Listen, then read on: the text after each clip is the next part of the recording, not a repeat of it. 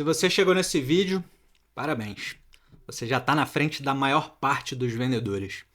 Talvez esteja até na frente da maior parte da humanidade, porque é uma minoria que tem disposição para, primeiramente, pesquisar na internet como ser melhor na sua profissão, no seu caso, como ser um melhor vendedor, como ser um bom vendedor, e, quem dirá, clicar num vídeo de quase 1 hora, porque essa aula aqui ela vai demorar um tempinho.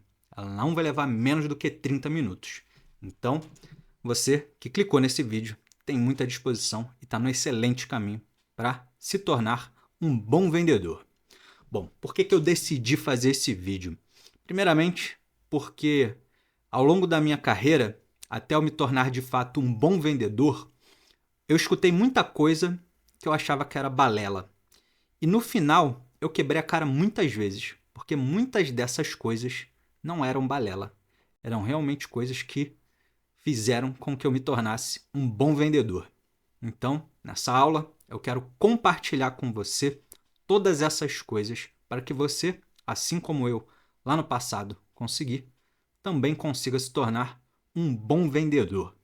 Bom, e antes da gente começar a falar sobre o que é um bom vendedor, a gente precisa primeiramente entender o que é um bom vendedor. Bom, um bom vendedor, na verdade, a gente pode ter muitas respostas por aí. O bom vendedor ele tem que ser bom de lábia, o bom vendedor ele é um cara persuasivo, um bom vendedor fala pra caramba e etc. Mas no final das contas, como que a gente mede o resultado de um bom vendedor? Bom, eu acho que a resposta é muito simples. Porque diferente de outras profissões, de outros cargos dentro das empresas, em que às vezes é meio complicado de mensurar o resultado de alguém, o resultado de um vendedor ele é muito fácil de ser mensurado. O bom vendedor é aquele que vende, é aquele que bate as suas metas, é aquele que ultrapassa as suas metas. Então, o bom vendedor ele tem um número muito fácil para a gente saber se ele é um bom vendedor ou se ele é um mau vendedor. O bom vendedor é aquele que vende. Mas para a gente se tornar bom vendedor, o que a gente precisa? Bom, eu separei aqui exatamente os pontos que eu mesmo apliquei na minha vida até eu me tornar de fato um bom vendedor. Quando eu digo um bom vendedor, quando que eu passei a me considerar um bom vendedor? Eu passei a me considerar um bom vendedor quando eu perdi o medo de meta. Porque tem muito vendedor que quando chega o início do mês ou do trimestre, seja lá qual é a periodicidade do seu planejamento, do planejamento passado pela sua liderança, tem muito vendedor que fica com medo. Será que esse mês eu vou conseguir bater a meta? Caraca, esse número está muito alto. Putz, é 20% maior do que no mês passado. E assim vai. E eu considero que a gente se torna um bom vendedor quando a gente perde completamente o medo da meta. É quando a gente tem aquela sensação de pode mandar que o pai tá on. Pode mandar que essa meta eu vou comer com farofa no café da manhã. Então, esse é o sentimento que o bom vendedor tem que ter. E isso não é nada de outro mundo. Não tem nenhum segredo milagroso para você se tornar um bom vendedor. Tem sim uma série de coisas que você precisa dominar e que se você dominar, você nunca mais vai ter medo de meta, você nunca mais vai ficar sem vender. Então, esse é o objetivo dessa aula, tornar você um bom vendedor. Na verdade, deixa eu fazer uma correção, porque em apenas uma aula ninguém vai conseguir te tornar um bom vendedor. Na verdade, só você vai conseguir tornar você mesmo um bom vendedor, porque o que eu vou te mostrar aqui é o caminho. Agora, seguir por esse caminho é com você, meu amigo vendedor e minha amiga vendedora. Eu não posso te pegar pela mão e fazer o seu trabalho no dia a dia e fazer o que tem que ser feito para que você seja um bom vendedor ou uma boa vendedora. Mas eu garanto para você que o caminho para você se tornar um bom vendedor, você vai ver aqui nessa aula. Bom, então bora lá. Então agora que a gente já entendeu o que é um bom vendedor, vamos partir para o primeiro ponto que você precisa entender para você se tornar um bom vendedor. Eu lembro que quando eu vendia curso de inglês da WhatsApp, eu assisti muitas aulas do Flávio Augusto, que é o fundador, caso você não conheça, e também do Edio, né? O Edio, ele era, salvo engano, diretor de vendas da WhatsApp nessa época, ele dava muitas aulas pra gente, né? E eu lembro até hoje de um vídeo que ele mostrou, que ele gravou pra gente, né? Falando pra gente se conectar com os nossos potenciais clientes, né? Você já pode ter escutado falar por aí no termo rapport, tá? Mas, na verdade, o conceito aqui vai muito além do rapport, porque o rapport ele está muito ligado a você quebrar uma barreira inicial. Para quem não conhece o termo, basicamente é assim: você vai ligar, por exemplo, para alguém que nunca falou com você, não faz ideia de quem você é, e você tem técnicas de rapport. Essas técnicas de rapport te ajudam a quebrar o gelo para que essa pessoa te dê abertura para falar. Agora, esse vídeo do Edio, ele falava pra gente que a gente precisava se conectar com os nossos potenciais clientes. E eu não vou chamar aqui de cliente, tá? Porque cliente é quem de fato paga, assina um contrato. Agora, as pessoas com as quais a gente negocia são nossos potenciais clientes, tá? Ou seja, se elas estão conversando com você, bom, elas têm minimamente algum potencial para se tornar seu cliente. Bom, e aí, na época eu lembro que eu achei isso uma balela, né? Porque na minha cabeça eu ainda tinha aquela imagem do vendedor que o vendedor usa gatilhos mentais para fazer a pessoa tomar uma ação, porque eu tenho que ser persuasivo, porque eu tenho que ter o melhor pitch do mundo para falar do nosso curso de inglês aqui, para que a pessoa se sinta encantada e realmente queira comprar. Mas na verdade, isso vai muito além. Então, o que a gente vai falar aqui sobre conexão? Sobre conexão, pensa assim: a gente costuma comprar de quem a gente gosta e confia. Para pensar aqui. Eu já dei esse exemplo aqui em outros vídeos do canal, mas caso você não tenha assistido, eu vou repetir. Imagina o seguinte: imagina que você tem um amigo e um desconhecido. Você está mais propenso a aceitar o conselho de um amigo ou de um desconhecido? De alguém que você confia ou de alguém que ainda não conquistou a sua confiança? Então, isso é muito óbvio para tudo na vida, né? Na verdade, você vai ver que a maioria das coisas que eu vou ensinar aqui, na verdade, a maior parte dos conceitos que você tem que aprender sobre vendas, eles são extremamente óbvios. No entanto, a maior parte das pessoas não aplica, né? Ou pelo menos não consegue entender esses conceitos de vendas dentro do mundo das vendas, dentro de um contexto em que está sendo negociado um produto ou então um serviço. Mas vamos lá, como é que a gente transporta isso aqui para o mundo das vendas? Exemplo muito simples. Imagina que você está pensando em comprar alguma coisa que você precisa pesquisar, né? Por exemplo, material de construção. Acredito que a maior parte das pessoas aqui não vai comprar material de construção na primeira loja que ele entrar, né? Até porque tem um monte de coisas. Pode ser mais barato em uma loja, mais barato em outra. Então você vai fazer uma pesquisa. Carro, a mesma coisa. Você não vai, dificilmente, né? Eu conheço, meu pai inclusive já fez isso, entrou na concessionária, saiu de lá comprado já, mas ponto fora da curva, né? 99,9% das pessoas vai de fato pesquisar antes de comprar um carro. Então, pensa nessas coisas. Quando você vai, por exemplo, vamos pegar o exemplo do carro que eu acho que é mais simples de todo mundo entender. Imagina que você quer comprar um carro, né, que tem que comportar você e sua família, e vocês gostam bastante de viajar, e você tem aí uns 3 filhos, por exemplo, tá? Imagina caso você não tenha. Mas faz as contas aí, você mais alguém, mais 3 filhos, vocês vão precisar de no mínimo 5 lugares no carro, ou seja, não vai caber mala no banco de trás. As malas vão ter que ficar lá no porta-malas do carro. Então, você já sabe que você vai precisar de um carro sedã ou então um SUV. Você não vai poder ter um carro hatch porque não vai caber tudo que você precisa ali junto com a sua família, já que vocês gostam de viajar. Beleza. Então, o que acontece? Imagina que você foi em 5 concessionárias para pesquisar. Você foi na Fiat, você foi na Renault, você foi na Peugeot, depois você foi na Volks, depois você foi na Nissan. Beleza.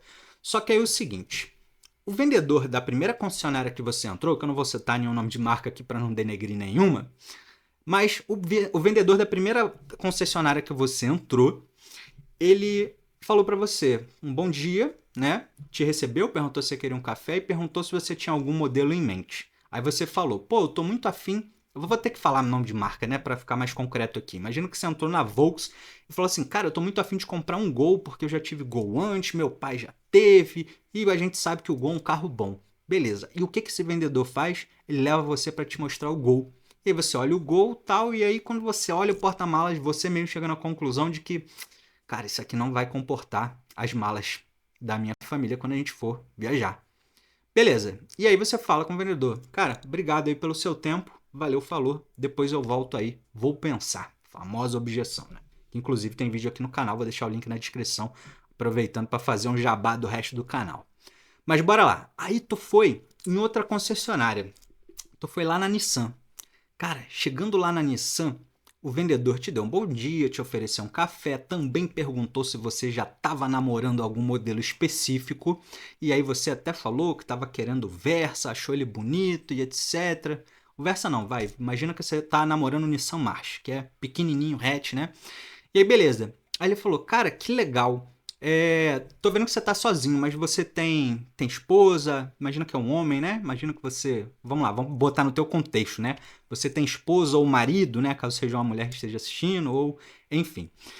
Vocês têm filhos, e aí você fala, tenho. Eu tenho uma esposa e 3 filhos, pra te falar a verdade. E o cara, caramba, cara, que legal. Eu também tenho 3 filhos, né? Muita coincidência isso, né? Partindo do pressuposto que seja verdade, tá vendo? Tu não vai fazer isso se for mentira, obviamente. Beleza, eu também tenho 3 filhos e, cara, eu sei como é quando a gente tá buscando um carro, né? Às vezes a gente gosta muito de viajar, né? Pelo menos eu gosto muito. Como é que é pra vocês? Não, é justamente isso. Você tocou no ponto. A gente quer muito um carro que consiga ajudar a gente a viajar. Cara, que legal. Pô, beleza. Inclusive, vocês são daqui de São Paulo mesmo? Somos? Cara, que irado. Eu tive viajando recentemente, eu descobri um lugar que fica a 1h30 daqui. Não sei se você gosta de região serrana. Gosta de região serrana? Gosto. Pô, cara, nunca tinha escutado falar, porque todo mundo fala que vai para Campos do Jordão. Eu descobri Extrema, em Minas Gerais. O lugar é espetacular e não perde em nada para Campos do Jordão. Gente, exemplo totalmente aleatório. Nunca fui em nenhum dos 2 lugares, tá? Tô chutando 2 lugares frios, vamos dizer assim. Beleza. E olha como é que esse papo começou a correr e essas pessoas começaram a ter uma identificação maior. Muito diferente do vendedor lá da concessionária da Volks, que só perguntou se a pessoa estava procurando um carro. Então isso já vai dando muito mais abertura para aquela pessoa falar para você o que ela precisa, quais são as suas reais dores, as suas reais necessidades. E repara que fazendo isso você consegue até mesmo depois, em outros processos futuros da venda, utilizar essas informações. A gente vai ver mais para frente, né? Tem vídeo aqui no canal também sobre o backtracking, técnica que te ajuda a criar uma conexão maior com seus potenciais clientes. Mas olha só, imagina que imagina que esse vendedor e esse potencial comprador começaram a conversar sobre viagens, sobre carros que já tiveram, sobre família, porque agora os dois têm esse ponto em comum, que são 3 filhos. Isso já vai gerando outras conversas que com certeza vão fazer com que esse vendedor da Nissan tenha muito mais conexão com esse potencial cliente do que aquele vendedor lá da Volkswagen que simplesmente cumpriu o que o manual manda de apresentar o carro. Na verdade, não sei, né? Não deve ter nenhum manual que fale isso. Se tiver, por favor, que joguem no lixo ou queimem, porque é horrível. Bom, então esse é um dos pontos. Essa pessoa, ela vai estar muito mais propensa a comprar desse vendedor da Nissan do que o outro vendedor da Volkswagen. Então, criar conexão é algo que aumenta muito as suas chances de vender. E para pensar sempre assim. Se você não se esforçar para criar conexão com os seus potenciais clientes, pode ter certeza absoluta, vai ter um concorrente teu que vai fazer isso, que vai conseguir se conectar mais do que você com aquele potencial cliente e vai fazer a venda. E tu vai perder a venda para o teu concorrente, assim como o vendedor da Volks perdeu aqui no nosso exemplo a venda para o vendedor da Nissan. Beleza. E como que a gente cria conexão, Rodrigo? Vamos lá. Tá calor aqui, hein? Bom, como que a gente cria conexão? Tem algumas formas, né? Mas eu acredito que o que tende a facilitar mais ainda o processo de criação de conexão é encontrar pontos em comum. O que eu quero dizer com isso? Por exemplo, nesse exemplo aí que a gente deu agora, o fato de cada um ter 3 filhos criou conexão. Mas eles não precisavam necessariamente ter a mesma quantidade de filhos para terem uma conexão. Só pelo fato de terem filhos, eles já teriam uma conexão caso esse assunto surgisse na conversa. Então, na verdade, os pontos em comum, eles têm alguns graus, né, que dependendo do tamanho do grupo, né, eu costumo chamar isso lá no meu curso de venda de tamanho da tribo, né? O que são tribos? Vamos lá. Você faz parte de várias tribos e você nem sabe, né? Ou pelo menos não sabia e vai saber agora. Mas vamos lá. Imagina, por exemplo, que você... Bom, você é um vendedor, certo? Então você faz parte da tribo dos vendedores. Então imagina que você saiu para uma balada, por exemplo, e aí você conheceu uma pessoa que também é vendedora. Cara, isso já criou uma conexão entre vocês. Você já tem um ponto em comum. Na verdade, isso já aumentou um pouco mais o grau de conexão entre vocês. Porque para pensar, a partir de um ponto de conexão, você já tem uma série de assuntos para conversar com aquela pessoa. E no final das contas, qualquer relacionamento que a gente faz na vida, né, relacionamento profissional, amoroso, de amizade, de trabalho, etc., todos esses relacionamentos, eles são bons ou ruins, eles têm graus de conexão altos ou baixos, dependendo da quantidade de conversas que vocês têm. Se vocês não têm nada em comum, a chance de vocês terem conversas, que é o que aprofunda uma conexão, vai ser muito baixa. E por que eu digo que o tamanho da tribo influencia? Porque vendedor, vamos parar para pensar, tem um monte, né? Tem muito vendedor no Brasil. Agora vamos começar a pensar em tribos menores. Por exemplo, imagina que você gosta muito de...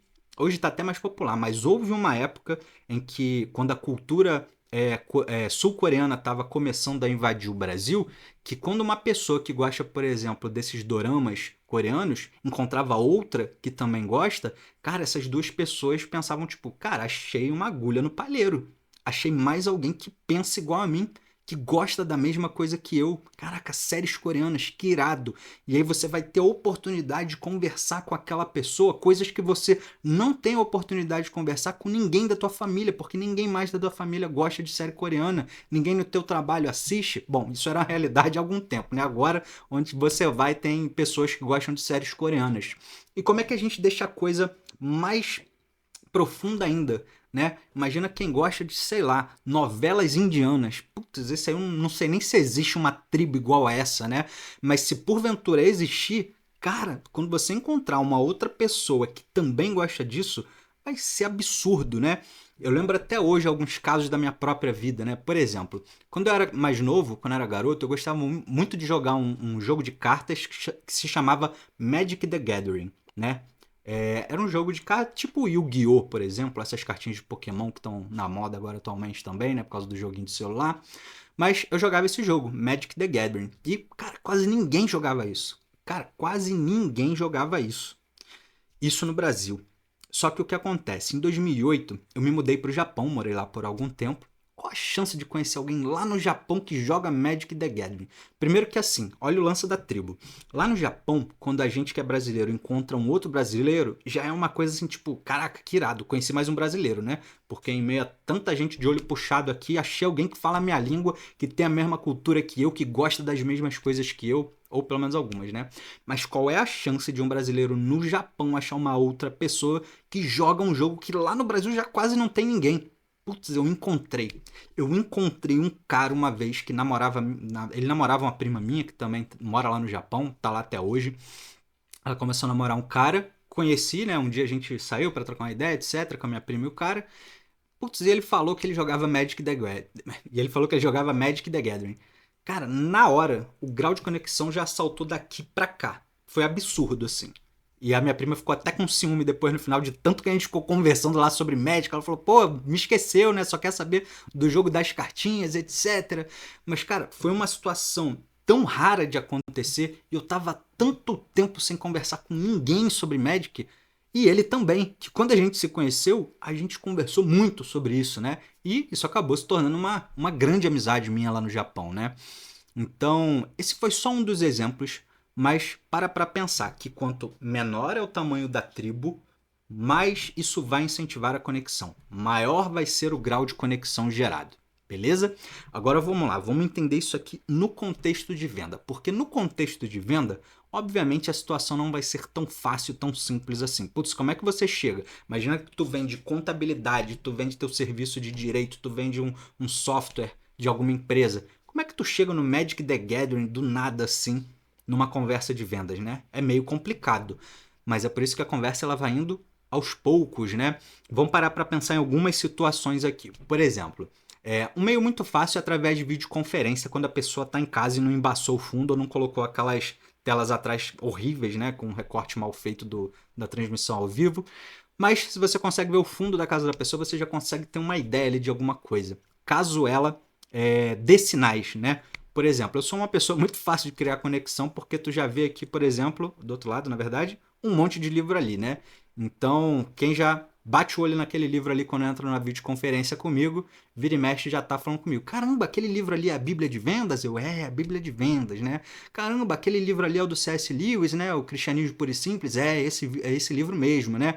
Por que eu deixo esses livros aqui atrás? É proposital, é justamente para criar esse tipo de conexão, né? Quando eu estou conversando com algum potencial cliente.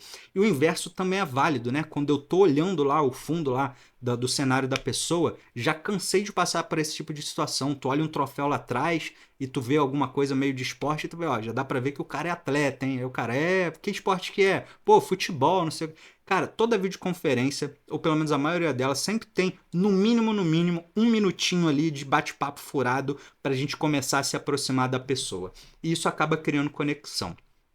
Tem uma outra coisa, agora eu vou voltar lá pro vídeo do Edio, porque esse foi o ponto que eu achei a maior balela do mundo. Eu escutei ele falando aquela besteira, né? Eu vou tentar evitar palavrão aqui, mas eu escutei aquela M, né? Que ele falou e eu falei, cara, pelo amor de Deus, isso aí é uma puta de uma balela, isso nunca vai funcionar.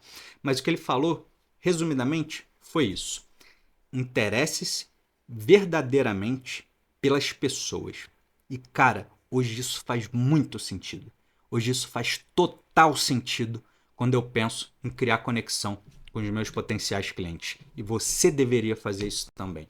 Mas como é que eu faço, Rodrigo? Como é que funciona isso? Putz, cara, eu falo com 30 pessoas por dia, cara. Um bando de gente que não tem nada a ver comigo. Pô, eu sou, por exemplo, um vendedor de 22 anos, vendo um software, curso direito e etc. Gosto de balada, né? Eu gosto de, sei lá, de beber, ficar com meus amigos, etc. Pô, tem que trocar ideia às vezes com uns caras aí de 50, 60 anos que não tem nada a ver comigo, não vou ter nada em comum com esse cara, irmão. Beleza. Então esse é o ponto. É aí que o interessar-se verdadeiramente pela outra pessoa te ajuda a criar conexão. Porque vocês provavelmente não vão ter nada em comum mesmo. Para pra pensar. Uma vendedora de 22 anos e um advogado de 60 anos de idade. E ela tentando vender para esse cara aqui. Não vai encontrar ponto em comum. Os hobbies dela são diferentes dos hobbies desse cara. O que ela gosta é diferente do que esse cara gosta. O que ela não gosta é diferente do que esse cara não gosta, né? Então vai ser muito difícil criar conexão com uma pessoa com dois perfis tão diferentes tentando encontrar pontos em comum. Então é aí que entra o interesse-se verdadeiramente pela outra pessoa. Porque para pensar, vamos lá. Todo mundo gosta de falar da própria vida, todo mundo gosta de palco, todo mundo gosta de ser o centro das atenções. Ai, Rodrigo, eu não sou assim. Mentira. Todo ser humano tem um pouco de egocentrismo, né? A gente tem um pouco de, cara, de dar muito valor pra gente. E, cara, não tem nada de errado nisso. Sabe por quê? Porque de todas as pessoas do universo, a única que vai te acompanhar até o resto da tua vida e que tá desde o primeiro dia da tua vida é você, cara. Mas ninguém vai estar com você durante todo esse período. Então, de fato, às vezes a gente não faz sentido pensar dessa forma, que eu deveria ser a pessoa mais importante da minha vida. Ah, não, mas a pessoa mais importante da minha vida é minha esposa, meu marido, meu filho e minha filha. Eles são muito importantes para você, tudo bem. Mas para pensar, se você não cuidar de você mesmo, você não consegue cuidar dessas pessoas. Então, no fundo, você tem que se preocupar para que você esteja sempre bem e se importar com você para que você possa cuidar dessas outras pessoas. Enfim, não vou entrar a fundo nesse assunto, vamos voltar aqui para o tema do vídeo aqui. Bom, então, como é que eu me interesso verdadeiramente pela outra parte? Basicamente, perguntando e escutando ativamente. As pessoas gostam muito de contar as próprias histórias, né? Então, às vezes, quando eu não encontro nenhum ponto em comum com outra pessoa, não faço ideia, não tô vendo o cenário dela, é um bate-papo presencial, etc. Alguma informação eu tenho, né? E a partir dessa informação, eu vou abrindo o assunto, né? Então, por exemplo, eu vou conversar com uma pessoa que trabalha na empresa X. Legal. Cara, não conheço nada da pessoa. Não consegui descobrir nada. Fiz uma pesquisa prévia, como já recomendei aqui em outros vídeos, e não consegui descobrir nada dessa pessoa para tentar trocar uma ideia com ela antes, né? Inclusive, isso é uma outra dica, né? Pesquisa prévia. Pesquisa antes de entrar em contato com o seu potencial cliente, caso você tenha essa oportunidade, né? Caso seja um contato ativo, em que você vai atrás da pessoa. Se for no receptivo, não tem jeito, você não vai conseguir pesquisar nada antes que ela que foi atrás de você. Mas beleza. Então, o que eu tenho sobre essa pessoa? Eu sei que ela trabalha na empresa X, né? Por quê? Pô, marquei uma reunião com ela, uma videoconferência, por exemplo, eu sei que ela trabalha na empresa X. Aí fala, caraca, cara, que legal, você trabalha na empresa X, mas tá aí há muito tempo? Aí, não, tô aqui há 2 anos. Beleza, tô aqui há 2 anos. Caraca, que irado. E você já começou fazendo essa função de gerente de marketing, por exemplo? E a pessoa vai começar a te contar a história. Pô, e onde você trabalhava antes? Você já era gerente de marketing? E aí a pessoa vai fazendo a conversa fluir. Então para pensar, é como se fosse uma entrevista, sabe? É como se fosse um talk show que você tá lá entrevistando alguém, perguntando coisas da vida dela que ela quer contar. As pessoas gostam de contar as suas histórias, né? Cara, como é que você fez para chegar num cargo de diretor comercial dessa rede de concessionárias? Me conta aí, resumidamente, porque, cara, tô impressionado, não sei o que, eu queria ser um diretor comercial um dia, algo desse tipo, né? Foi um exemplo bem ruim aqui agora, mas eu tenho certeza que você vai ter criatividade para elaborar exemplos melhores. Mas, então, resumidamente, essas são algumas formas de você criar conexão com os seus potenciais clientes. Então, o que você entendeu até aqui, ou espero que você tenha entendido? Que as pessoas tendem a comprar e fazer negócios com quem elas gostam e com quem elas confiam. E para você ser essa pessoa, você precisa se conectar com o seu potencial cliente. E para você se conectar com o seu potencial cliente, já te ensinei algumas coisas aqui, que são encontrar pontos em comum, se interessar verdadeiramente pela outra pessoa e dar espaço para ela falar, porque você está se interessando de verdade pela história daquela pessoa, por exemplo, tá? Então, sobre conexão, esse é o primeiro ponto. Eu tenho certeza que só isso daqui já é uma das coisas que a minoria dos vendedores faz e domina, tá? Mas como eu te falei, isso aqui é um aprendizado, é um processo. Agora você sabe que tem que fazer. Agora, aprender a fazer é contigo. Eu não vou conseguir te pegar pela mão. O que você vai ter que fazer a partir de hoje é simplesmente aplicar isso. Em todas as suas negociações, você vai passar a fazer dessa forma. Você vai se esforçar para fazer dessa forma. Bom, vamos lá. Segundo ponto, muito importante que a gente precisa para que a gente seja um bom vendedor é entender que nós somos resolvedores de problema. Caramba, como assim um resolvedor de problema, Rodrigo? Vamos lá. Isso aqui foi, cara, para mim, de todas as viradas de chave que eu tive na minha vida para eu me tornar um bom vendedor e de tudo que eu vou te passar aqui, porque tudo que eu tô te passando aqui foram viradas de chave que eu tive na minha mente para eu me tornar um bom vendedor. Mas essa aqui foi de longe, a que teve o maior impacto, tá? Essa aqui eu aprendi com um dos sócios da empresa, um dos ex-sócios da empresa que eu trabalho atualmente, né? Que é o Lucas Correia. Ele uma vez foi dar uma palestra pra gente. E, cara, o que eu pesquei naquela história dele, né? Vamos lá. Na época, eu era um gestor comercial, né? Comecei como vendedor, fui para gestor comercial, gestor de marketing, head de growth. Na época, eu era um gestor comercial. E ele foi lá e ele contou um pouco da história dele, da jornada dele até ele se tornar um empreendedor, né? Ele saiu de uma comunidade em São Paulo, né? Foi office boy, começou bem de baixo mesmo e se tornou dono de uma das maiores contabilidades do Brasil. E, cara, o que me chamou muita atenção, né? Eu não sei se ele teve o objetivo de passar essa mensagem, mas mesmo que ele não tivesse, foi isso que eu captei e que fez mais sentido pra mim, né? E normal, né? Muitas das vezes, né? Às vezes a gente já tá tão imerso em algumas áreas de conhecimento que a maioria das coisas que as pessoas vão falar, talvez elas não tenham uma aplicação prática na nossa vida ou realmente não sirvam, né? Mas o que a gente tá buscando é esse 1% de coisas que, putz, virada de chave, é isso que eu precisava, cara, para ir pro próximo nível. E foi isso daqui, na verdade, né? Peraí, não tô sabendo apontar. Isso daqui que me tornou um vendedor muito melhor. Foi entender que eu sou um resolvedor de problemas. A palestra dele nem era sobre vendas, tá? Mas eu tenho muito esse hábito, né? De tudo que eu estudo, eu tento transportar para o mundo das vendas. Mas qual foi o resumo? O que eu percebi na história do Lucas, né? O Lucas, ele na verdade foi dono dessa contabilidade junto com outros sócios e todos eles fizeram parte da vida dele em algum momento. E o que eu percebi foi, ele conheceu, eu não vou citar nomes reais, né, mas sei lá, ele conheceu o Joãozinho. Pô, o Joãozinho na época, ele tinha uma empresa X que passava por um problema assado, me juntei com ele, pá, não sei. Ele não falou com essas palavras, mas deu a entender claramente que ele ajudou a resolver o problema do Joãozinho. Aí depois ele começou a conhecer o Pedrinho quando ele trabalhou numa outra empresa e lá eles precisavam fazer não sei o que. Aí como eu já sabia isso, aquilo eu ajudei a fazer não sei o que lá. Então eu vi que ele foi resolvendo problemas dessas pessoas. Beleza. E, Rodrigo, legal, você tá contando aí, então, mas no final das contas, então, esse cara tá contando a jornada empreendedora dele e resolver problemas ajudou esse cara a ter uma jornada empreendedora de sucesso. O que diabos isso tem a ver com vendas? Como é que isso vai me ajudar a bater minha meta no final do mês?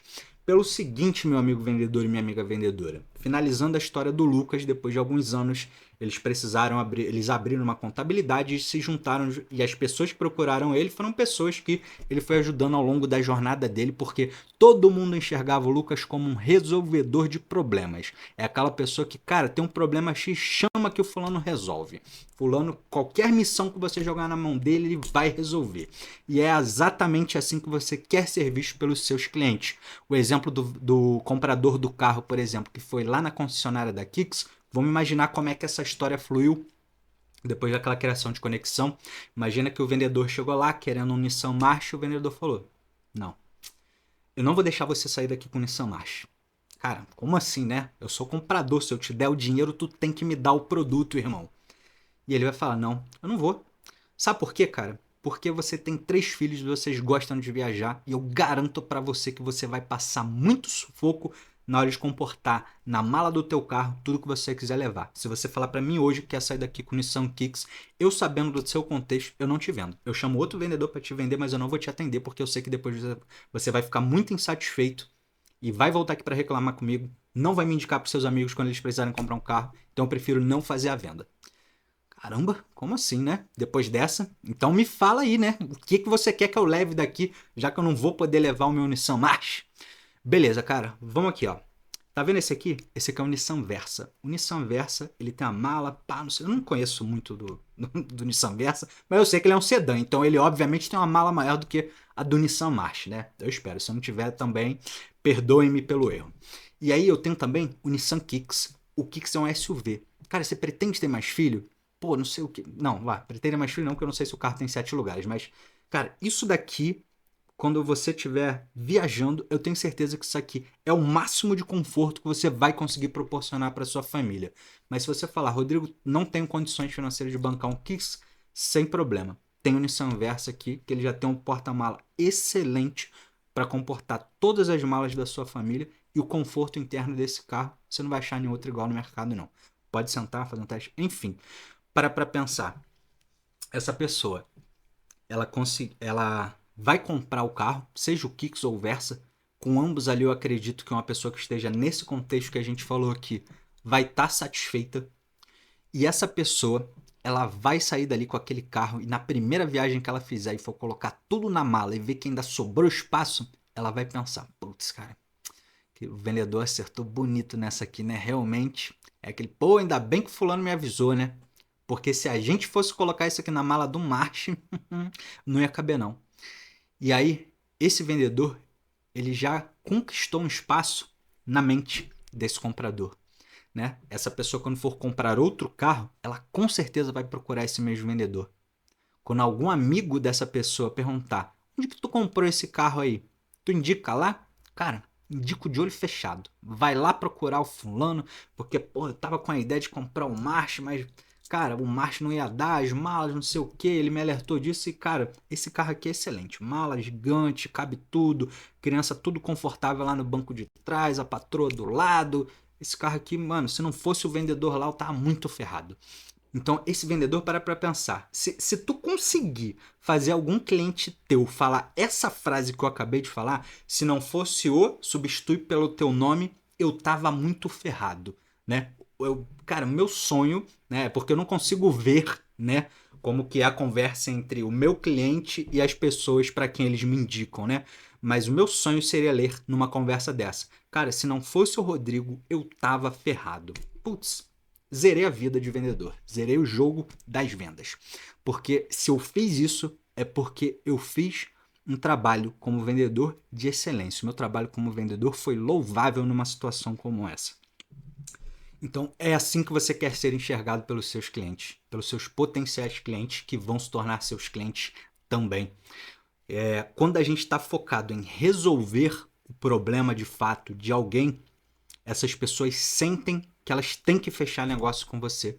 porque você não está só preocupado em empurrar um produto para elas ou empurrar um contrato para ela assinar um serviço teu. Elas estão preocupadas em, de fato, resolver o teu problema. Você vai ser grato a vendedores assim para o resto da sua vida. Tá? Esses vendedores são os que te livram de compras ruins, né? Porque às vezes você até pode, comprei um carro ruim, posso vender e ir lá e comprar outro. Mas, olha que situação chata, trabalhosa do caramba passar por isso, né? Então, o vendedor que foca em ser um resolvedor de problemas, com toda certeza vai ter gratidão eterna dos seus clientes. E também vai ter uma admiração e prioridade quando se diz de potenciais clientes, ou seja, daqueles que estão pensando em comprar ainda. Bom, vamos lá. E se até aqui se você chegou até aqui, deixa eu ver se eu consigo ver quanto tempo a gente está falando, 35 minutos. Se a gente chegou até aqui, você ainda não deu um like ou não se inscreveu no canal, a hora de você fazer isso é agora. Porque se você está 35 minutos me ouvindo aqui, já pegou 2 sacadas, 2 viradas de chave aqui que vão te ajudar a ser um bom vendedor, e tu não se inscreveu ou curtiu o canal, tá de sacanagem, né? Bora lá, gente, ajuda aí, pô. Bom, vamos lá. Tô até pensando já em dividir esse vídeo aqui em algumas partes, porque 36 minutos, não sei, eu tenho alguns pontos para falar que eu acho que eu vou levar mais tempo do que isso. Mas bora lá então, parte 2. 3. O bom vendedor, ele é um entendedor de necessidades. Caraca, como assim? Sabe aquela etapa... não sei, né? Eu tô me espelhando muito no Rodrigo do passado, né? O Rodrigo que ainda estava começando a entender e aprender sobre vendas, né? Então, muitas das coisas, como eu te falei aqui, que eu achava balela, depois começaram a fazer sentido. Eu vi que realmente era o que ia me fazer vender, né? Me tornar um bom vendedor e botar dinheiro no meu bolso, por exemplo, né? Ser promovido, etc e tal. E aí eu lembro que essa era uma das outras coisas que eu achava um porre, cara. Eu vi aqueles vídeos, até eu tenho um vídeo desse, não sei nem se alguém clica para assistir. Acho que clica porque eu recomendo muito, né? Mas eu ouvi esse termo, já me dava uma preguiça, que era levantamento de necessidade. Porque o vendedor tem que fazer levantamento de necessidade. Eu escutava esse levantamento já... vídeo chato pra cacete, já vão vir me ensinar esse negócio... Tentar me convencer de que eu preciso fazer isso, quando na verdade só preciso fazer um pitch bom do meu produto para as pessoas certas, e não é isso, tá? Esse aqui vai ser mais fácil de explicar, porque eu acredito que muitas das coisas que eu já falei aqui estão muito ligadas a entender necessidades, tá? Então, isso aqui na verdade é um pré-requisito para a dica anterior que eu te dei, né? Para a virada de chave anterior. Como é que você faz para ser um bom resolvedor de problemas? Cara, você só vai conseguir ser um bom resolvedor de problemas se você for um bom entendedor de necessidades. Se você não for um bom entendedor de necessidades, você não vai ser um bom resolvedor de problemas. Porque vamos lá. O que é um problema, né? Um problema, se a gente parar para pensar, uma situação, não tenho isso anotado em lugar nenhum, tô pegando de nenhum dicionário, né? Tô puxando da minha mente agora. Cara, um problema, uma situação que eu preciso resolver, né? Uma situação indesejada que eu preciso me livrar, por exemplo, né? Ou talvez uma situação que eu desejo, mas eu não tenho os meios para chegar até lá ainda. Então, no fundo, eu tenho um problema, né? Se tem algo que eu desejo e eu não consigo ainda. Então, como é que um bom vendedor tem que fazer para me ajudar a chegar lá nessa situação desejada, né? Ou me livrar de uma situação indesejada? Primeiramente, ele tem que entender, né? Ele tem que entender a minha necessidade. Até porque muitos produtos e serviços, eles podem ser comprados por motivos diferentes. Para pensar, um carro. Ninguém compra carro para se locomover. Tá bom, algumas pessoas compram, né? Tô parando até para pensar que eu acho que eu comprei o meu mais para me locomover mesmo, porque eu já tava de saco cheio de andar de trem, metrô e ônibus, né?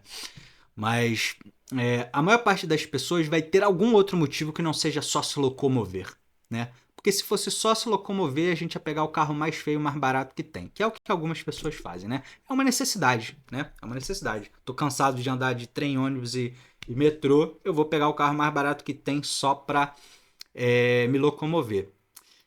Mas para pensar, se fosse assim, bom, existe gente que tem muita grana e ainda assim tem só essa necessidade, né? O cara não quer nenhuma outra coisa. O cara não quer tirar onda, o cara não quer impressionar as gatinhas, o cara não quer impressionar os colegas do trabalho, o cara não quer aparecer numa reunião de negócios com uma nave, ele só quer se locomover. E ele tem grana pra caramba.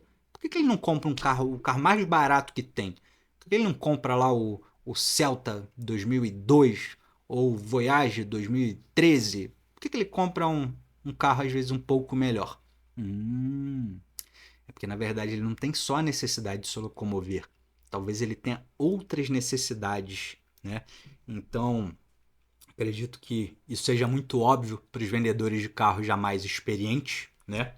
Mas se você está começando agora, por exemplo, a vender carros, isso não vai ser tão óbvio assim. Mas as pessoas têm necessidades diferentes e você precisa entender essas necessidades para que você consiga fazer uma boa venda, né? Porque guarda isso que eu vou te falar. Isso aqui foi uma outra virada de chave que eu tive ao longo da minha vida. Nem toda venda é uma boa venda, tá? Eu tô já mandando essa aqui para você guardar isso na tua mente, para você não esquecer. Caso você não chegue no final desse vídeo ou no final dessa série de vídeos que eu já nem sei mais, acho que vai ser uma série pelo visto. Mais para frente eu vou falar sobre isso, mas nem toda venda é uma boa venda. Por quê? Deixar o cliente insatisfeito depois de comprar de você é uma das piores coisas que podem te acontecer. É o que você não quer definitivamente, tá? Então bora lá. Vamos falar aqui sobre entender melhor a necessidade, né? Bom, então é o seguinte, quem compra um carro, por exemplo, vou voltar por exemplo dos carros aqui, né? Como a gente usou no exemplo do amigo aqui, ele comprou um carro com a necessidade de transportar ele e a família dele e mais as malas da família dele. Essa era uma das necessidades que ele tinha. Mas essa mesma pessoa, ela poderia ter outras necessidades.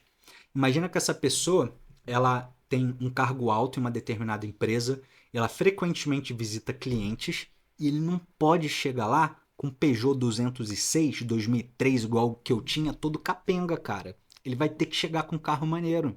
Ele vai ter que chegar com um carro que seja minimamente apresentável, né? Não tô falando mal do Peugeot 206 não, tá? Para falar a verdade, foi um dos meus carros favoritos da vida. Era meu sonho ter quando era criança por causa do Need for Speed, conseguir realizar depois de velho, mas ainda assim não é um carro muito bacana para hoje, né, 2025, você chegar num cliente com Peugeot 206, né?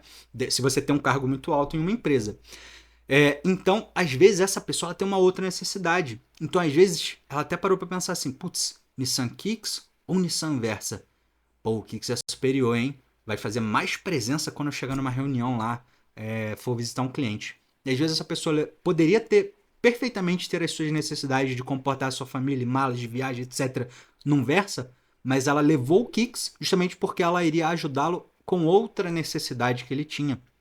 E essas necessidades podem ser diversas, né? Às vezes, se você parar para pensar, a gente pensou aqui num pai de família com 3 filhos e que gosta de viajar e que ocupa um alto cargo numa empresa. Mas a gente poderia estar falando aqui, ó, de um garoto de, sei lá, 18, 19, 20 anos, né? Que está comprando o seu primeiro carro. Ele nunca tinha tido um carro na vida antes e ele começou a trabalhar como vendedor, que é a profissão que mais remunera no mercado hoje, porque para o vendedor o céu é o limite, porque quanto mais ele vende, mais comissão ele ganha. E ele finalmente teve a oportunidade dele de comprar um carro. Ele entrou na concessionária, ele é um garoto de 20 anos, solteiro, boa pinta, gosta de azarar as gatinhas, né, de pegar a mulherada, etc, né, um adolescente padrão aí de 99% da população brasileira, né? Mas ele não quer um carro só para se locomover. Tudo bem, esse cara já tá de saco cheio. Ele passou 20 anos da vida dele andando a pé, de bicicleta, de trem, de ônibus. Ele não aguenta mais isso. A dor dele, uma das dores dele de fato é essa, né? Ele vai com os amigos sair para um bar, por exemplo, para uma balada, depois ele tem que ficar cansado esperando um ônibus para ir para casa dele. Ele não aguenta mais isso. Ou ele tem que ficar dependendo de carona dos outros, ou ele tem que pagar um Uber, que vai ser caro pra caramba, porque as melhores baladas são longe da casa dele. E aí, o que esse cara quer? Locomoção, show de bola. Assim como todo mundo que compra um carro. Mas ele tem outras necessidades. Ele não quer só isso. Ele quer chegar lá na rua dele com um carro zero bonitão, que as pessoas vão olhar e vão falar, caraca. Que as menininhas vão olhar e vão... Ele tem outras necessidades. A necessidade desse garoto de 20 anos é muito diferente da necessidade desse pai de família aqui que a gente comentou. Então, existem diversas necessidades. E se a gente conseguir entender de fato as necessidades dos nossos potenciais clientes, a gente vai vender melhor. Bom, beleza. E como é que eu faço, Rodrigo, para entender de fato as necessidades dos nossos potenciais clientes? Boa. Então vamos lá. É por isso que eu deixei. Por isso que o primeiro ponto que eu quis falar aqui foi sobre conexão. Porque quando você se conecta, as pessoas se sentem mais confortáveis em falar para você o que elas de fato precisam, o que elas estão passando, elas tendem a revelar mais. Para pensar, lembra que eu te falei que muitos dos conceitos que você precisa aplicar em vendas, eles já são conhecidos de outras áreas da nossa vida. A gente só precisa botar nesse contexto aqui onde está acontecendo a negociação de um produto ou de um serviço. Então, para pensar, não é assim com seus amigos? Para pensar, você tem conhecidos, você tem os conhecidos e seus amigos de verdade, né?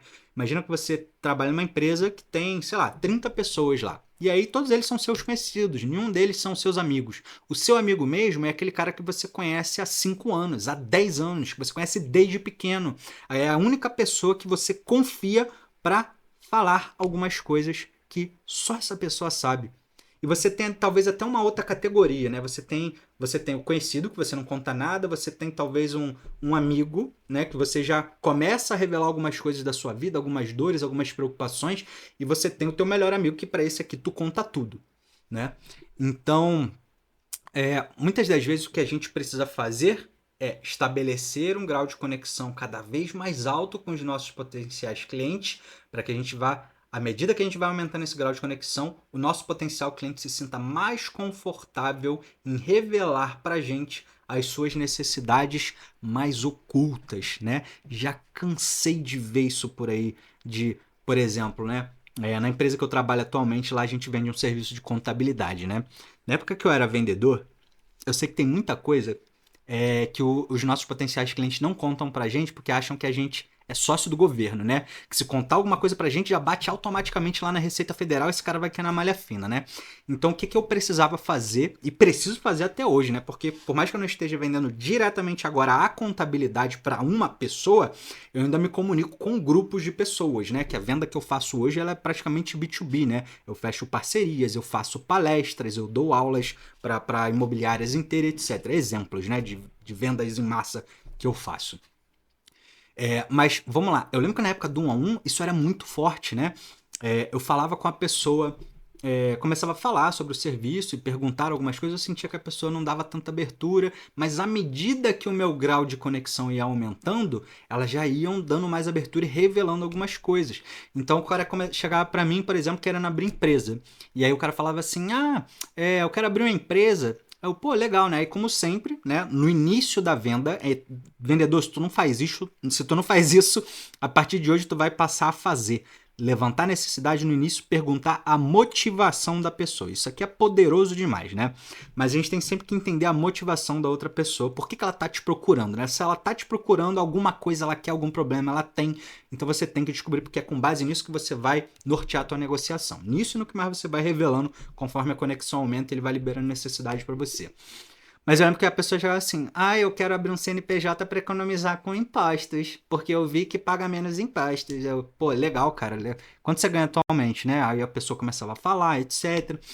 E aí, depois, conforme a conversa ia avançando, aí o cara falava, pô, é que na real, assim, na real eu não pago, né, os impostos.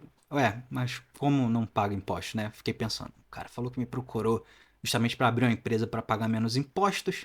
Ele, não, então, é que eu vi o teu vídeo lá, né, falando que paga menos impostos como empresa, né? Mas na verdade hoje, como pessoa física, eu não pago nada, né? Então eu tô com medo de ser pego numa fiscalização.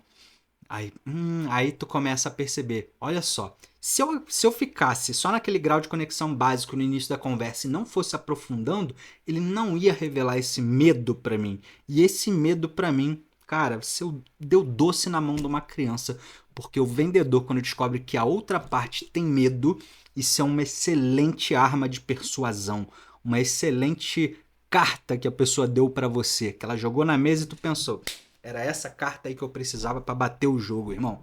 Quando você me dá um medo, eu consigo te convencer a atravessar pro outro lado. Então, isso para os vendedores mais experientes, né? Você vai aprender a fazer isso também. Por quê?